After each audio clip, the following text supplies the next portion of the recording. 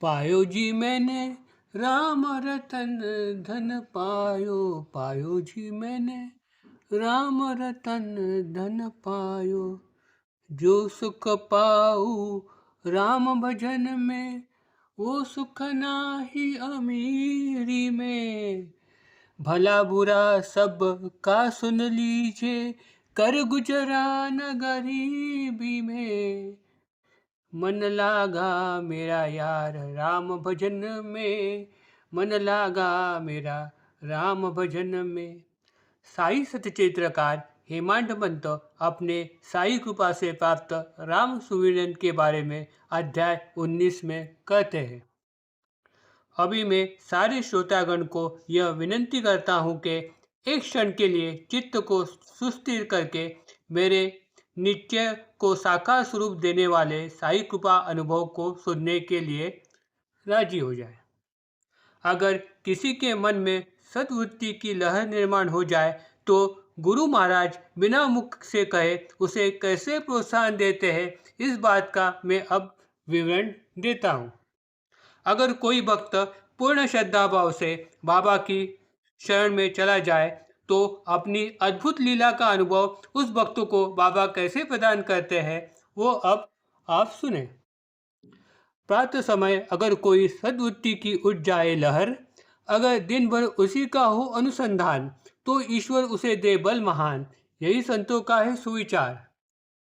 शिरडी जैसा पवित्र स्थल, गुरुवार जैसा मंगलमय पल, स्मुरे ऐसे सद्विचार मन में, क्यों ना राम नाम का करे अखंड अनुसंधान, जिससे पावन हो जाए मन। बुधवार की रात को सोते समय मन श्री प्रभु राम के चिंतन में मग्न हो गया। उसी को मैंने हर मंदिर में स्थिर कर दिया। प्रातः काल जगते ही राम नाम सहज ही मुख में आ गया। फिर तो ऐसी लागी लगन, मन हो गया उसी में मगन। सुबह उठते ही शौच और मुखमार्जन के बाद मैं जब बाबा के दर्शन करने मस्जिद के बाहर पहुंचा, तब मस्जिद के बाहर ही मुझे बाबा के एक भक्त औरंगाबाद कर मस्जिद के बाहर बड़ी ही सुमधुर आवाज में राम भजन गाते हुए सुनाई दिए।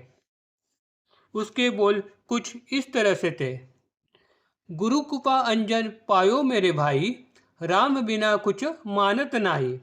अंदर राम बाहर राम, जहाँ देखे वहाँ पूरन काम।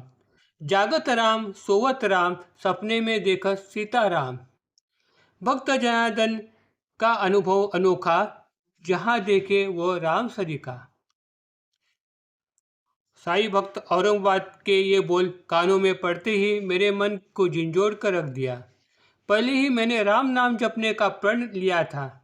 उसे इस भजन उनके इस भजन से दृढ़ता प्राप्त हो गई। मानो मेरे मन की निश्चय रूपी कली को फूल में तब्दील करने के लिए बागवान रूपी साई ने जल रूपी सिंचन कर दिया हो, ऐसा ही मुझे लगा। हाथ में तंबूरा लिए साईं बाबा के सामने आंगन में उच्च स्वर में औरंगाबाद कर कि यह लकीर मेरे कानों में गूंज उठी और मैं धन्य हो गया। औरंगाबाद कर भी मुझ जैसे ही साई के एक निष्ठावान भक्त है। अनेक सुमधुर गीत उन्हें जवानी याद है, फिर यही गीत उन्होंने उस वक्त क्यों गाया? मेरे मन की बात तो मैंने किसी को कही नहीं थी। मुझे तो यह सब बाबा की ही लीला लगती है। हम तो सब कठपुतलियाँ हैं जिसकी डोर साई के हाथ में है। बिना बोले ही उन्होंने मुझे एक सर्वश्रेष्ठ उपासना मेरे हाथ में थमा दी।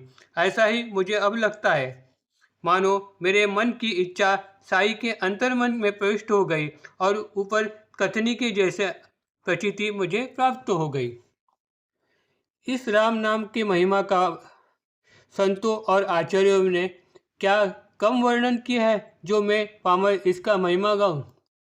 श्री रामदास स्वामी कहते हैं, अति सुंदर ये नाम राघव के, नाश करे दुख और भयों के।